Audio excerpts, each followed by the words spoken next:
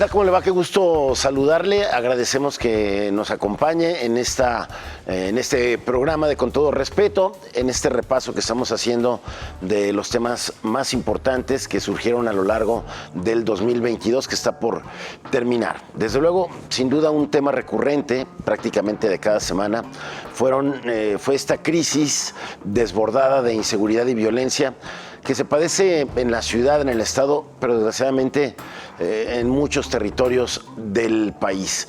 El creciente poder de fuego, el creciente poder corruptor de las bandas del crimen organizado tienen sin duda en jaque a las autoridades que no saben cómo hacerles frente en distintas regiones del país. Desde luego, Jalisco no es la excepción. Esto lo abordamos a lo largo del año y aquí alguno de esos momentos. Vemos un tuit de la compañera Elsa Marta Gutiérrez que tiene que ver con un tema que hemos abordado mucho Con Todo Respeto, que tiene que ver con la crisis de las y los desaparecidos en nuestro estado. Y así lo dice: previo a la misa en Catedral Metropolitana se manifiestan familiares de desaparecidos que exigen su localización y atención del gobierno de Jalisco. Turistas se acercan a ellos. Tengo entendido, Erika, que esto fue el domingo, ¿no? La misa del domingo. Sí, es parte de lo que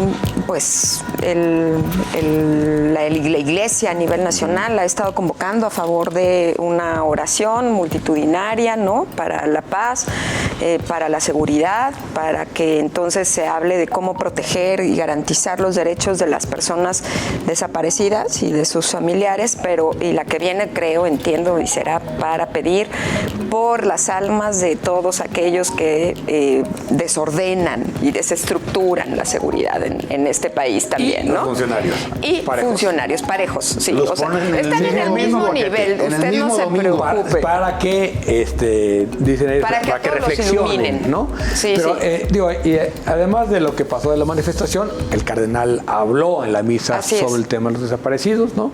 Que era un poco la jornada que tocaba este domingo que acaba de pasar. Pero bueno, a ver, ha sido menos de lo que yo hubiera esperado, ciertamente, que yo hubiera esperado que en algunas regiones prendiera más esto. Sin embargo, pues así trabaja la iglesia, ¿no? Despacito, ¿no?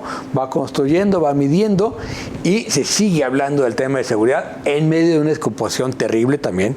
Es decir, creo que junio fue el peor mes en homicidios. Y tuvimos los datos también ya del INEGI de 2021. Sí, pero... Y nos mantenemos, es impresionante baja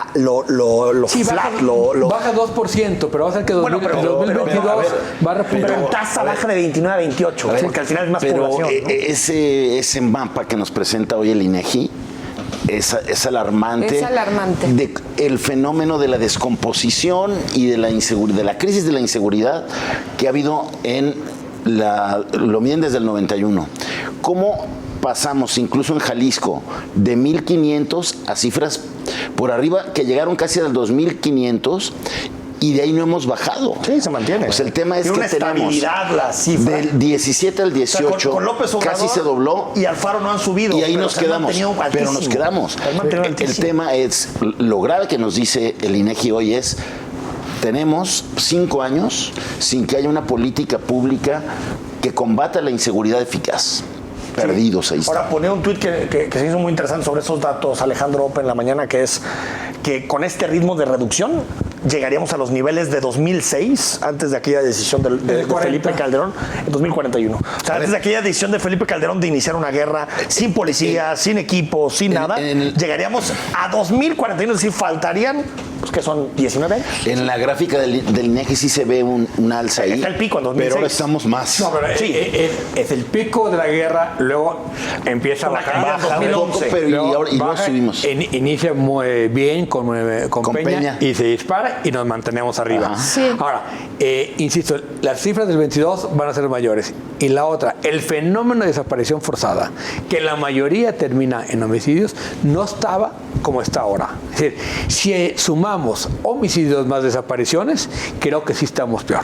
Y lo que pasa es que las desapariciones no se cuentan como homicidio, pues y esa es una decisión muy inteligente hasta que se encuentre el cuerpo. Ahora, leí un artículo en Nexos en donde si ya vemos el exceso de mortalidad, sí, es posible ya pensar que buena parte de esos desaparecidos ya deberían empezar a ser contabilizados como homicidios. Como muertos, sí. Como homicidios, porque hay un exceso de mortalidad que no lo explican las cifras de los estados. Que no sé, pero, a ver, lo tienes que investigar y todo. Pero una vez que se encuentra un cuerpo, se contabiliza ese día como un homicidio. Pero me refiero a que si tienes una cifra que son 35,000 y después, con el exceso de mortalidad, llegas a 50 y tantos mil, es porque la mayoría fueron homicidios. O sea, hay un subregistro de homicidios muy fuerte. Y bueno, ahí lo que también destaca el Samarta en su tweet, creo lo importante es que pues es el tercer domingo de esta jornada de oración por la paz, que es como la respuesta de la Iglesia a la falta de empatía con la que el gobierno federal y varios estatales, incluidos el de Jalisco, respondieron ante las demandas de revisión a la política de seguridad del gobierno federal por la muerte de los jesuitas. Sí. Y creo que se está cumpliendo, aunque ciertamente, Diego, en un nivel también de bajo perfil, pero también el periodo vacacional pero ha sido consistente. Ellos ya van en su tercer domingo y van a acabar el próximo domingo hablando de los victimarios y de los políticos. Bueno, este terrible asesinato ocurrió el pasado 16 de julio, fue un sábado. Quemada, sábado 16 de julio, y bueno, ha habido distintas interpretaciones en torno a este tema. Recordemos que ella ya había hecho denuncias desde hace tiempo diciendo que la estaban amenazando, incluso mostró fotografías con pintas en donde su vecino, Sergio N., la amenazaba de quemarla viva. Hemos ido viendo distintos errores y fracasos de las autoridades, por ejemplo, la Fiscalía incapaz de dar y asegurar órdenes de protección y de restricción como debe ser, igual la policía de Zapopan, y últimamente, pues esto es noticia de hace poco, pues incluso la Fiscalía mostrando videos y grabaciones en donde pues quieren sugerir que la propia Luz Raquel estaría detrás de su asesinato, cosa que es bastante difícil de creer, Jaime. Una sugerencia demasiado peligrosa. Yo diría irresponsable, porque con los videos que han circulado no se puede concluir absolutamente nada y no se está haciendo otra cosa más que revictimizar a una mujer que no representaba solamente ser una víctima de la violencia contra la mujer, sino un tema de insuficiencias institucionales en el tema de las madres cuidadoras, en el tema de lo mal que se trata el asunto de la resolución de problemas vecinales, ¿no? Que era lo que estaba también esto ahí detrás. Y yo creo que es momento de que se vean al espejo de todo lo que sucedió y cómo se complicó el caso de Evany en Nuevo León, donde hubo un papel de una fiscalía totalmente titubeante, y hoy parece eso, se está pareciendo a eso. O sea, en vez de tratar de resolver el caso, lo están complicando más. Dividiría el tema en estos dos momentos, ¿no? Por la información que surge hace unos momentos con la Fiscalía y lo que viene detrás. Para ser breve y no perdernos, yo creo que es muy importante visibilizar que todos los errores que se cometieron tendrían que ser reconocidos. Vale más que se reconozcan a que se tapen, ¿no?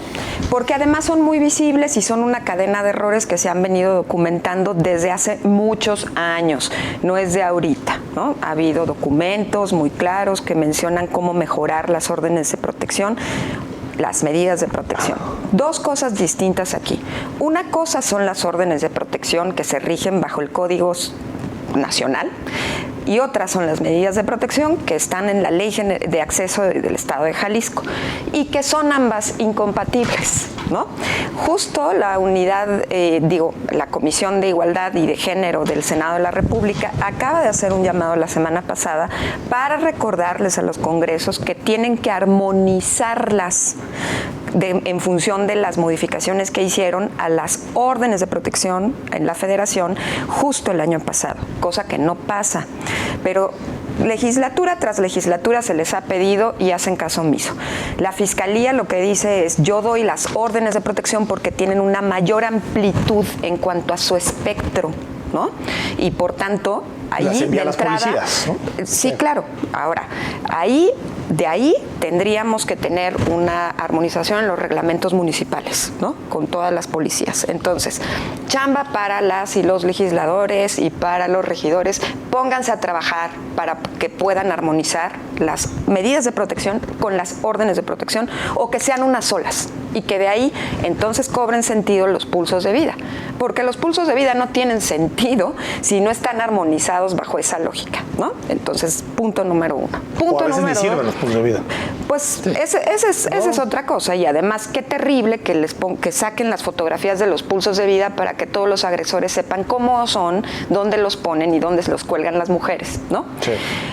Segundo, ¿qué hacemos con los agresores? ¿Solo decirle usted no se puede acercar 200 metros de la víctima? ¿Qué hacemos mientras? ¿Qué se está haciendo mientras con los agresores? Nada. Decirle usted no se puede acercar, pero nada. Claro. Esa orden de restricción o esa medida de protección tendría que ir acompañada de algo que se haga con el agresor en ese momento o durante todo el proceso.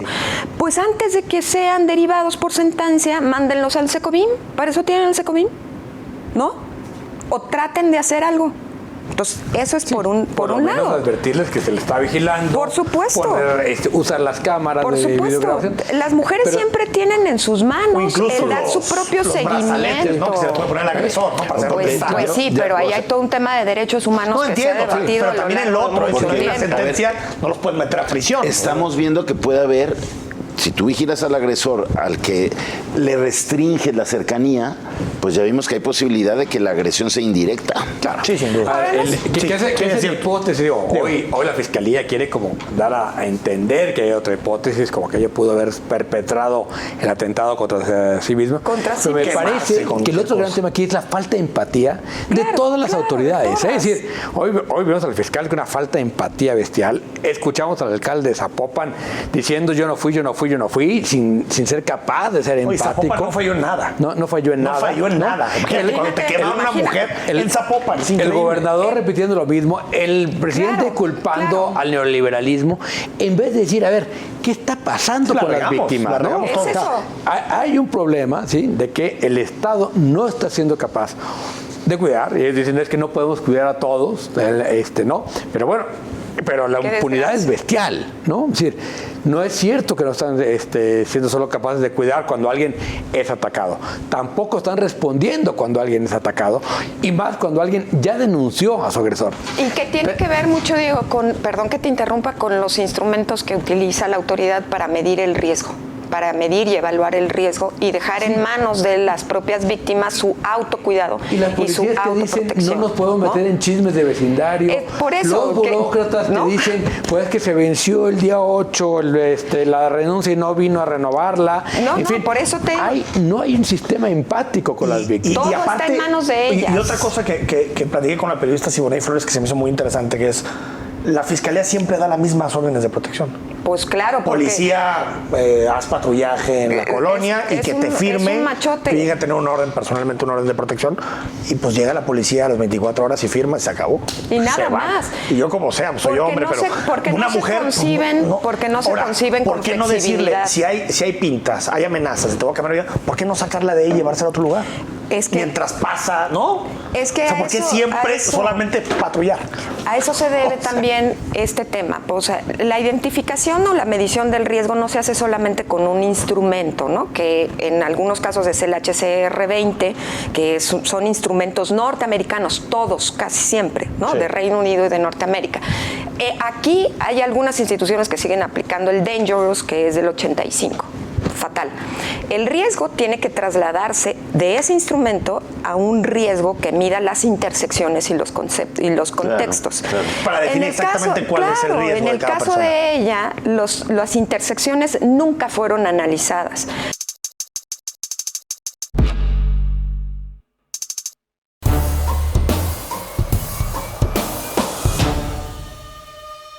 Bueno, y si un tema ha estado en la agenda este año en nuestro país y además ha acentuado aún más la polarización que ha caracterizado pues a esta gestión de gobierno, es la presencia de los militares en materia de seguridad pública y, por supuesto, los cambios legales para que la Guardia Nacional pueda hacerse cargo de la seguridad dependiendo de un mando militar. Antes, muchas policías en los estados han tenido como cabeza a un militar sin que esto haya tenido un significado importante en materia de seguridad. Así que este tema se seguirá hablando y sobre todo porque es un tema que se lleva a tribunales, que se sigue esperando que pueda haber alguna modificación. Así que pues vamos a ver lo que se habló también acerca de la militarización.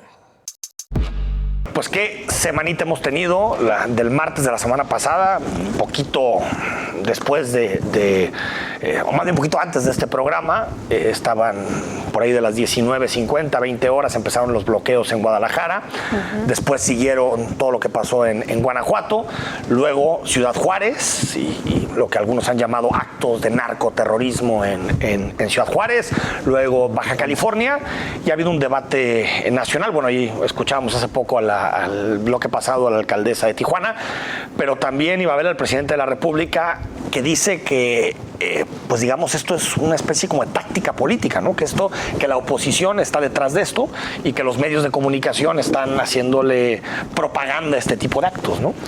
Dos cosas sobre eso. Uno, ¿con qué cara sale el presidente de la República a decir que este tipo de actos que lastiman a la sociedad y que no son, solo porque se juntaron en unos cuantos días, pero que no son exclusivos de estos últimos días?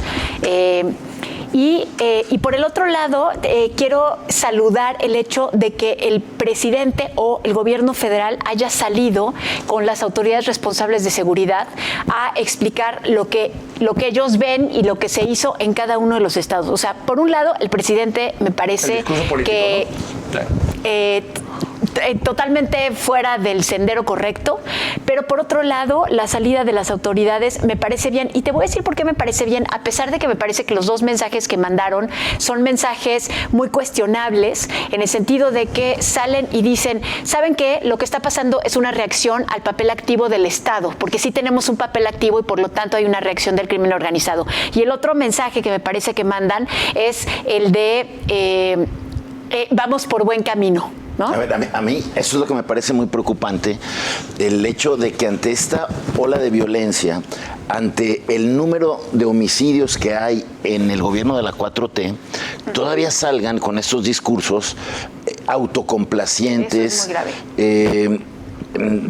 altamente positivos, hablando de que es un complot, la visión presidencial de un complot, pero los responsables de la seguridad diciendo que es la respuesta de unos del crimen organizado y sus organizaciones debilitadas. Sí. ¿Debilitadas cuándo?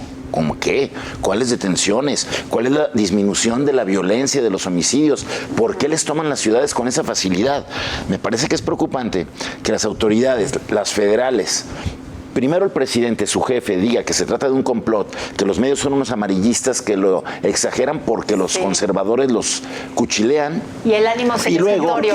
Y luego autoridades municipales hablando de que ataquen a los que les deben, y luego autoridades estatales como las nuestras, el gobernador diciendo, pues no detuvimos a nadie para que esto no se pusiera peor.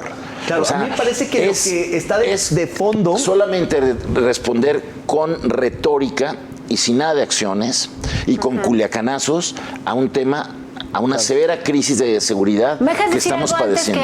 Antes de que opines, es que alguna vez Jaime y yo trabajamos juntos en la redacción de un periódico y un día la portada salió espantosa y el diseñador de la portada, que cometió todos los errores del mundo, dijo, no salió tan mal como debió haber salido. Como le dictaban la plana, Jaime, tú. No, a ver, yo lo que creo que está de fondo en el caso del fracaso de la estrategia es el tema de la digamos, de la militarización de la seguridad pública y en particular de la Guardia Nacional. Yo creo que parte de este discurso triunfalista totalmente simulado del presidente de la República tiene que ver con que no quiere dar un viraje a su estrategia fallida. Quiere dar el decretazo para terminar de militarizar la seguridad pública de facto y no de jure, porque sabe que no tiene los votos, que no va a tener los números, que no va a poder modificar la Constitución, y empeñado en una ruta que ya demostró que no tiene, digamos, buenos resultados. El problema de seguirse ahí empeñando es que hoy cada vez la vuelta a la seguridad civil es más complicada. Leía que de los números de la Guardia Nacional, que es un cascarón vacío, prácticamente ya corrieron a todos los civiles que había ahí. Es decir, si hoy la Guardia Nacional se pueda volver una policía federal como era antes, pues ya no se podría. Ya hoy es totalmente ejército. Sí. Y el problema otra vez es que el ejército no tiene esa capacidad. No sé en qué momento le vendieron este cuento a Calderón y luego a Peña Nieto y ahora a López Obrador de que es imprescindible el ejército en las calles. Me parece preocupante porque no hay resultados. El desmantelamiento de las capacidades previas. Nada más con el asunto de lo que decía Jaime, de la argumentación, es bien parecida a la de Calderón. Sí. Calderón en su sexenio decía, bueno, que esto seguramente el presidente les decía, en la medida en que hay más desorden, más caos, más muertos, eso quiere decir que vamos avanzando. Ese era el discurso de Felipe Calderón cuando subían los homicidios hasta arriba. Es más o menos el discurso de López Obrador. Ahora, yo sí empiezo a ver, al menos en el asunto de detener capos, sí empiezo a ver discursivamente un cambio. O sea, se supone que aquí a Jalisco vinieron por la doble R. Pero entonces ahí... Se supone que no llegaron por él, no lo alcanzaron a detener. Ahí es el tema de operativos fallidos otra vez. Está el asunto de Caro Quintero. Sí, pero esos operativos, Jaime, no existían. No existían. Y ahora de pronto ya existen esos operativos. A la presión de Washington. Me queda muy claro. Lo que está apuntando Enrique, y creo que en esa medida la presencia de estas autoridades en esa rueda de prensa obedece a eso. O sea, creo que estamos en un momento en el que vamos a empezar a criticar las políticas públicas. Pero déjame decirte... ¿Por los capos o no? Es que ese es el tema. Porque, por ejemplo, lo que ellos explican es que en realidad hacen operativos que no van por alguien, sino son operativos que van por algo. Pero déjenme decirles algo. Pero es muy distinto que empecemos a criticar los operativos y las políticas públicas a que veamos ausencia de Estado. Sí. A ver, a mí me... O sea, y eso me parece que hay una diferencia ahí grande. ¿Puedo decir una grosería o me va a regañar el productor? No, o sea, dila, es lo mismo decir, no es lo mismo decir están haciendo pendejadas que no están haciendo nada. No sé qué prefieren. Sí, de acuerdo. A mí si quieren estar haciendo algo. A ver, a mí si quieren estar haciendo algo. Bueno, podemos criticar las acciones y decir por dónde sí, por dónde no, pero cuando el Estado no está y dice yo no me hago cargo de esto, me parece gravísimo. A mí me parece que lo que te gustó y que a mí me parece que era necesario que hayan juntado a todo el gabinete de seguridad fuera de la mañanera a responder sobre la crisis que empezó el martes en Guadalajara. Sí. Nada más que yo haya esperado un poco de autocrítica, un poco de decir, ¿saben qué? Sí tenemos que escuchar las críticas. Incendiamos Guadalajara y no lo sí tenemos, sí es momento de decir, vamos a revisar todas las peticiones del clero, todas las peticiones de académicos. No, pues cambia de gobierno, Jaime. A ver, este gobierno no va a hacer eso. A ver, porque ya llegamos al grado de que colectivos súper distintos se están poniendo de acuerdo, ya los juntó, ya juntó a los enemigos, a los distintos, para pedirle a la ONU, es que es gravísimo, para pedirle a la ONU que decrete a México como un país que sufre de terrorismo y que necesitamos ayuda del exterior. Fíjense lo grave de la situación, que algo que parecía una exageración, una ridiculez, cuando al principio de este sexenio, o mejor dicho, al final de Peña Nieto, cuando hubo narcoatentados o narcobloqueos, se habló de narcoterrorismo, mucha gente dijo, no, espérate, eso es ridículo. Hoy, el episodio de Tijuana, de Guadalajara y de Guanajuato califica como tal. Es que te voy a decir una cosa, si hay una diferencia. Porque cuando pasaban los otros, no había un ataque a la población civil per se. No, claro, por eso. O sea, en Tijuana y en Ciudad Juárez sí vimos eso. Hubo un ataque directo, no solamente un enfrentamiento entre bandas. Y aquí en Guadalajara, que a una familia con un bebé la bajen de su coche y luego se lo quemen, eso también es un ataque directo a la población. Y fíjense cómo el desdén a los gobernadores... a un tercero, que es una de las características del terrorismo. Claro. O sea, tú no estás mandando el mensaje a esa señora ni a su familia. Al gobierno, básicamente. Oigan, a mí el otro tema que me preocupa es el mensaje a los gobernadores, sobre todo a los oficialistas, que no los toma en cuenta, que los ningunea, que no los... A los de oposición, por lo menos, Alfaro en ese sentido ha reclamado que no le... y con razón, que no le avisan de los operativos. Pero nunca se avisa, David. también acuérdate, con Aris era lo mismo. Sí, claro, pero eso está mal. Con Es decir, cada vez Aristóteles. El problema es que no se confiaba en eso. Pero eso está terrible, porque no confiar en las autoridades estatales. Yo escucho a Rosa Isela, la secretaria de Seguridad del gobierno federal, diciendo acciones en coordinación con autoridades municipales, estatales. Dice, y no es verdad.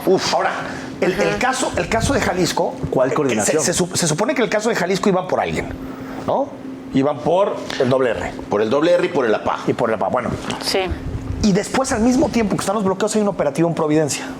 Sí, había un operativo, pero ahí con... ¿Y qué pasó en Providencia? Nadie supo, nadie sabe. Falsa alarma.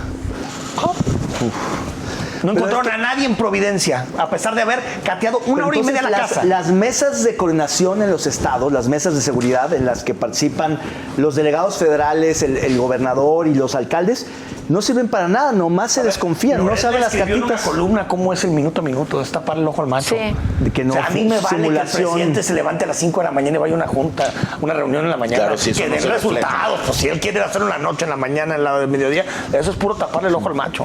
A ver, vemos el cartón de esta semana, que tiene que ver precisamente con lo que ocurrió en Jalisco y a nivel nacional. Es el meme donde sale y en Jalisco un cochinero. Me imagino que tiene que ver con los bloqueos, ¿no? Cantando, ¿no? Ok. Híjole, ahora sí, a mí sí me agarran en curva. Vamos a tener que inventarnos algo. Me imagino que está cantando como en una banda. Ah, sí. Y es Jalisco en un cochinero. Pero ¿quién es el que está diciendo ¿no? Jalisco un cochinero? ¿Quién? El gobernador. Sí, ok.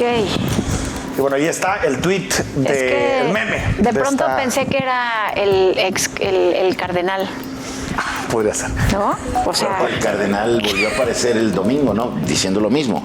Lo que concluyó todo el clero diciendo, oye, que revisen, esto no está bien. Es increíble la cantidad de voces unificadas, como decías, Jaime, que ha, digamos, alineado la fallida estrategia de seguridad del presidente. Es impresionante, ¿no? Totalmente. Vamos al corte, estamos en Con Todo Respeto.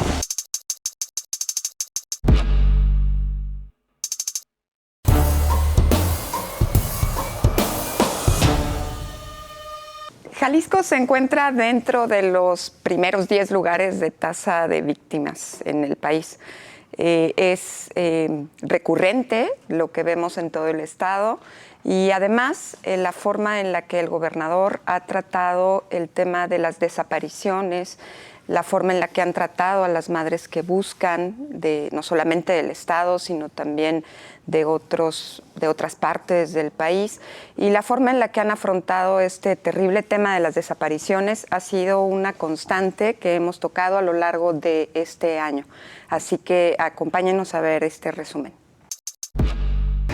A ver, 3 cosas sobre eso. El papel que han tenido estos funcionarios en el gabinete de Enrique Alfaro, la gira misma, lo que eso significa para el Estado y el momento en el que se va de gira el gobernador. Yo creo que sí está bien que antes de que se vaya, no para unas merecidísimas vacaciones, Digo, no sé si se va a tomar unas vacaciones o no, pero estoy segura de que no son merecidísimas. Sí, claro que no. O sea, estoy en contra del adjetivo. Yo vería 2 cosas importantes en estos cambios. El primero son 2 personajes muy vinculados a la agenda medioambiental y que han chocado permanentemente con el control de la agenda de medio ambiente o los negocios del medio ambiente que ha hecho Hugo Luna, ¿no? Así yo sí letras. creo que los 2 coinciden en eso. Y la segunda, creo que en el caso de Sergio Graf era ya como evidente, ¿no? Se le acusaba mucho de sus vínculos con la Universidad de Guadalajara dentro del gabinete y en este conflicto entre el gobernador con la universidad, Raúl Padilla, etcétera, era como pues, el soldado Ryan, ¿no? El que se quedó del otro lado, ¿no? Había sido parte del acuerdo y se quedó allá. Pues es un poco, era la lectura dentro del gabinete. Yo creo que Sergio tiene todos los méritos propios para ser todas secretario. Las credenciales, ¿no? Bueno, su voz es vital en todo en este tema de proyección a futuro de Jalisco a futuro que se hizo. Él hizo toda la parte ambiental ahora, con mucha solidez. En el tema de verificación y en el tema de basura, sí, muchos choques con el coordinador de gabinete, vamos a decirlo bonito, diferentes visiones sobre la forma de operar, ¿no? Sí, pero está bien que lo haga antes de la gira, ¿no? Lamentable que alguien con las credenciales que tiene Sergio Graf no haya podido ayudarnos a algo tan importante y tan rezagado como es la agenda ambiental en el Estado. Venimos de batallarle en el sexenio pasado. Aristóteles y su secretaria de Medio Ambiente, Magda Ruiz, no pudo implementar nunca en 6 años. Y eso que te echó toda la semana en la COP, ¿eh? La verificación vehicular. Nunca. Lo de la verificación no funcionó. Lo de la basura también se pospuso. Hoy aquí se quisieron hacer cosas. Pero se hermanaron con todas las ciudades canadienses así súper bonito. Sí, no, pero nada. Entonces, pues sí, estoy totalmente de acuerdo en el diagnóstico que hace Diego, de cómo empezó el desgaste desde un principio por los desacuerdos con el Gabinete de Seguridad, sobre todo en la implementación de la verificación vehicular, el tema de las licitaciones, y quítale y ponle, y mejor como que quiero que gane en fin, ¿no? Entonces yo sí creo que eso desgastó muchísimo a Sergio. En el tema del IMEPLAN veo también hay un tema de falta de independencia de un órgano que lo creamos y lo quisimos siempre como un contrapeso, como un vigilante de las políticas de desarrollo urbano de la ciudad, y que fue cooptado totalmente por el alfarismo. Entonces creo que el IMEPLAN pues no cumple su papel como un vigilante del desarrollo metropolitano. A ver, entonces fíjense, o sea, lo que tenemos es, o sea, no le digamos mal desempeño, pero un desempeño insatisfactorio. No se lograron los objetivos. En algunos casos por roces políticos, en otros casos por falta de independencia en esas áreas. Erika, ¿tú cómo estás viendo la situación en Guadalajara? Pues absolutamente lamentable. A mí me parece que desde el lenguaje simbólico este acto es abrumador. Es decir, todos los mensajes que deja simbólicamente en un solo acto que transcurre en 40 minutos, en escasos 40 minutos, el hecho de decir o de dejar evidente que puedes estar sentado comiendo al lado de alguien que muy probablemente te podría matar a alguien y en el cual tú tendrías que estar debajo de la mesa. El hecho de que los ciudadanos y las ciudadanas dejan evidente el modus operandi de cómo interrumpen el tránsito dentro de las calles, ¿no? Todo lo que tiraron alrededor de las calles, ponchallantas, para que entonces no hubiera circulación, para que hubiera posibilidad de que ellos pudieran salir hacia donde tenían que salir, en el entendido de que el restaurante está ubicado en un diámetro en el que es muy difícil salir rápidamente, ¿no? A diferencia de muchos otros, porque hay muchos cruces, muchos semáforos y seguramente tenían que haber sido cuidados, ¿no? Y orquestados desde la movilidad. Es decir, no todo lo que pasó orquestadamente pasó en los 36 minutos dentro del restaurante, sino pasaron demasiadas cosas alrededor en donde la gente caminaba, en donde la gente transitaba, en donde mucha gente vive, ¿no? Y este acto también que significa cómo es posible que ahora nos digan que justo a la hora de la comida, en un viernes por la tarde, pueden pasar estas cosas, ¿no? En lugares en los que pasan. A mí me parece que simbólicamente están dejando muchos mensajes que, al margen de las estadísticas de seguridad y de todo lo que muestra el gobernador, esto es más que contundente, ¿no? Pensar qué está pasando. Efectivamente, se repite este asunto de que estos hechos de delincuencia de alto impacto, que hablan del poder corruptor, del poder de fuego, de los grupos del crimen organizado que se disputan los territorios, pues vuelven a usar el espacio público como una arena de lucha. Así es. Cuando la obligación de las policías es evitar que esos grupos tomen el espacio público para dirimir sus diferencias. Ese es el asunto y ese es el gran fracaso, dígase lo que se diga, ¿no? Y hay también un símbolo ahí, como ya hubo balaceras en la zona dorada, ya hubo balaceras en los barrios populares, otras zonas de la ciudad. Claro.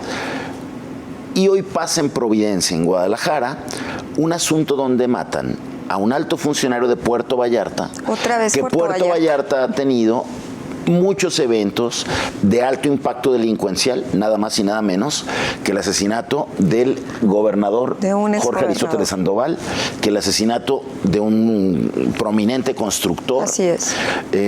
Donde detuvieron al presunto autor intelectual del asesinato del gobernador, donde ha habido enfrentamientos con marinos y donde hay una presencia muy dinámica del crimen organizado en ese puerto turístico. Entonces todo eso se traslada acá, hay una mezcla y son señales. Es el crimen organizado diciendo, podemos ejecutar a un gobernador allá y podemos ejecutar a un alto funcionario de Vallarta en Guadalajara. Acá. Nadie escapa.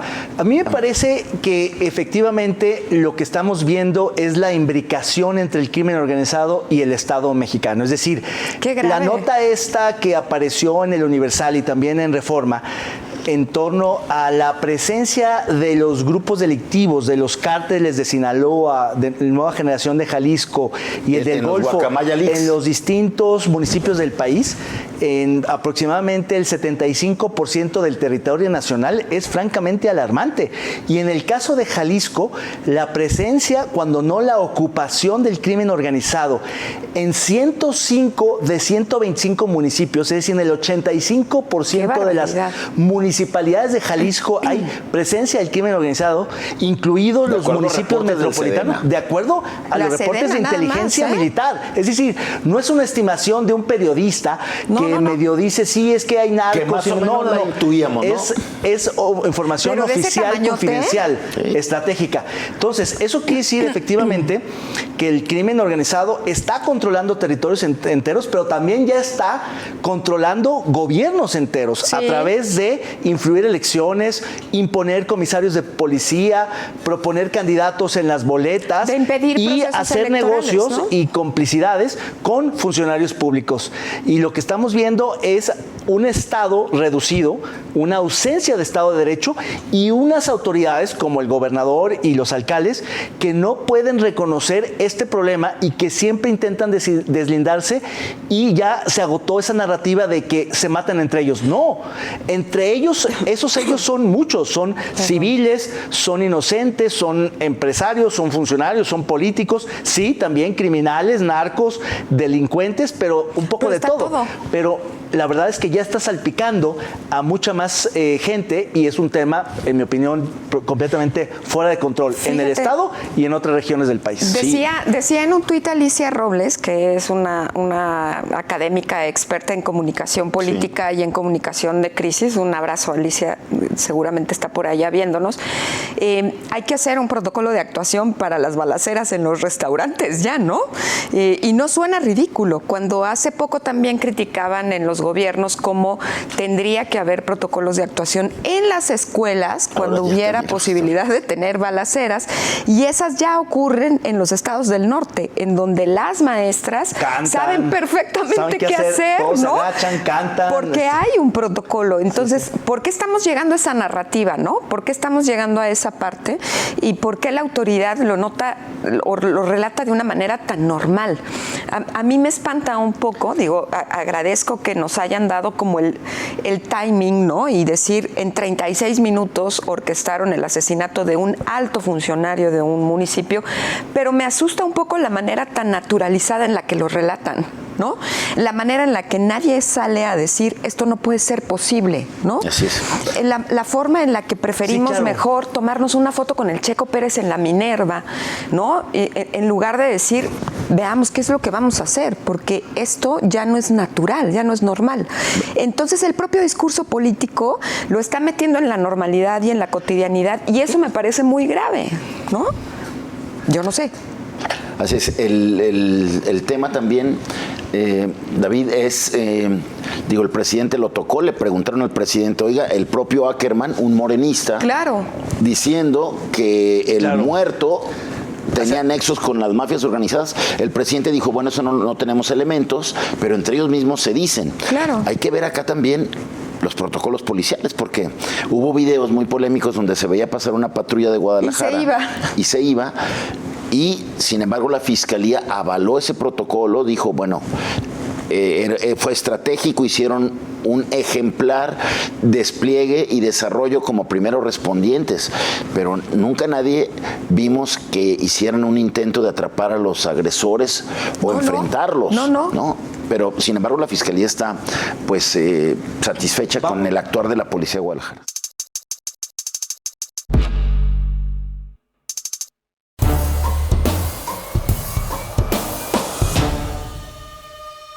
Si hay algún tema que ha cruzado la agenda nacional en los últimos años, quizá en las últimas décadas, ha sido el de la inseguridad pública. Tanto los delitos de alto impacto que suelen cometerse por el crimen organizado como los delitos del fuero común por la delincuencia ordinaria tienen acechados no solo a los políticos y a muchos funcionarios del Estado mexicano, sino en general a toda la población.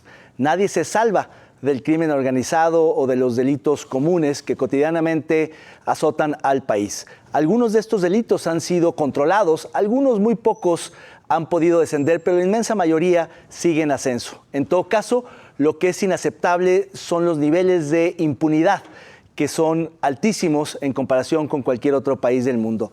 De ese y otros temas más hemos hablado a lo largo de muchos programas en Con Todo Respeto y seguiremos abordándolos en tanto que es uno de los temas de mayor preocupación de todos los mexicanos y mexicanas. Gracias por continuar con nosotros aquí en Con Todo Respeto. Efectivamente, bueno, pues un episodio más de esta crisis de inseguridad y violencia que padece el país en las últimas 3 décadas, sin que ninguna autoridad federal, estatal o municipal sepa cómo hacerle frente al poder corruptor, al poder de fuego de las bandas del crimen organizado. Eso se está reflejando en los últimos días de manera cruda en Zacatecas.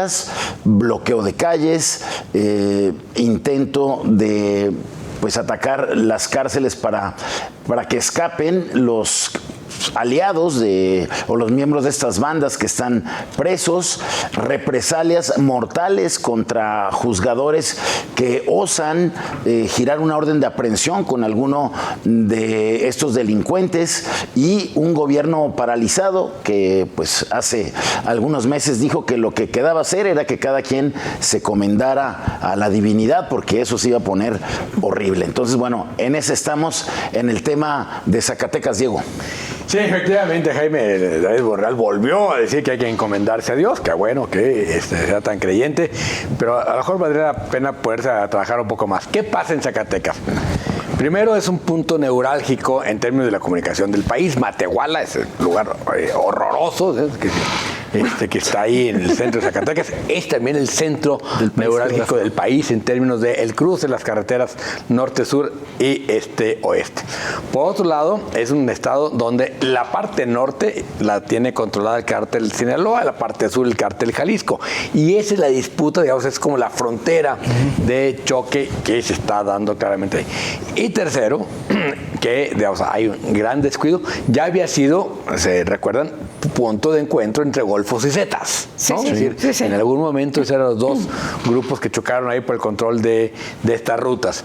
Ahora, ¿qué está pasando? Pues que hay un gobernador, hermano del senador Monreal, que no está haciendo, no está haciendo nada, por decirlo de manera elegante, ¿no? Porque está haciendo pato, y hay un plan Zacatecas 2, elegantísimo, que no tiene objetivo, estrategia, fechas, nada. El plan es mandar Guardia Nacional, y tras el asesinato del general encargado de la Guardia Nacional, lo único que voy a esperar es que se va a poner peor y que va a repercutir en Jalisco. David, mano negra en Zacatecas por ser el hermano de Ricardo Monreal el que gobierna ahí. Hay un alcalde también que es de esa misma familia, hermano de Ricardo Monreal.